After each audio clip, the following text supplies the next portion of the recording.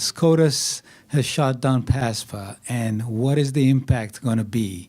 So I'm going to open it up for the panel to talk about what is sports betting going to do for Atlantic City. Everybody wants to know about that.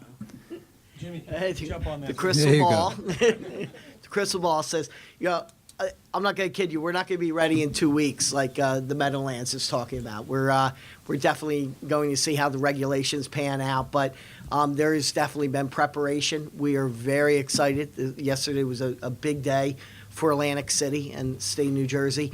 And even without it, you come down and see the crowds in Chicky and Pete's in a damn good sports bar during a Thursday opening of an NCAA tournament, and it tells you. And I've been out in Vegas during those times and for the Super Bowl and the NCAA tournament, and we will get visitors here, and they will eat and they will drink and they'll play some bets.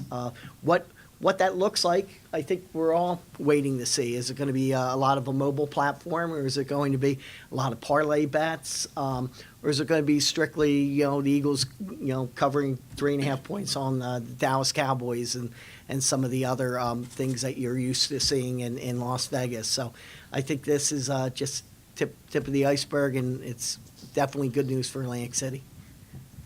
When you look at Las Vegas and their gaming revenues, the sports books are not an overwhelmingly large percent of the gaming revenue. I think it's about 2%. Yeah, it's fairly small. And even at the bigger sports books, some of them invest a little bit more in that. It's still not cracking that 10%, still in the single digits. But importantly, the individual that sports book opportunity brings in is oftentimes traveling with a group of friends. They're going over and they're playing the table games, they're playing the slots, they're eating in the restaurants, drinking in the bars, taking advantage of the entertainment and making a real trip out of it.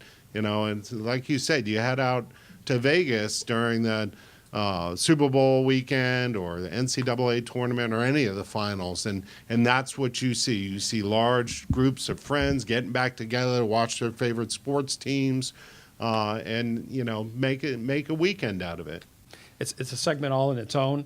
But if and I've been to Las Vegas on, and we'll say any given Sunday, it doesn't matter.